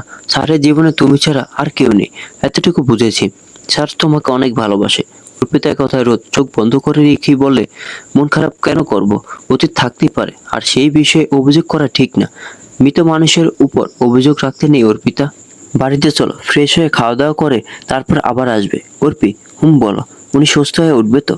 উঠবে, তুমি প্রে করো। আর চলো, এভাবে থাকলে আরো অসুস্থ হয়ে পড়বে, তখন স্যারকে কে দেখবে? কিছুক্ষণ পর রোদ আইসিইউর সামনে গিয়ে স্থির হলো। দরজা ছোট স্বচ্ছ অংশটুকু নিয়ে ভেতরের নীলচে আলোয় আকাশে মুখটা আবছা দেখা যায়। রোদ তাকিয়ে থাকলো।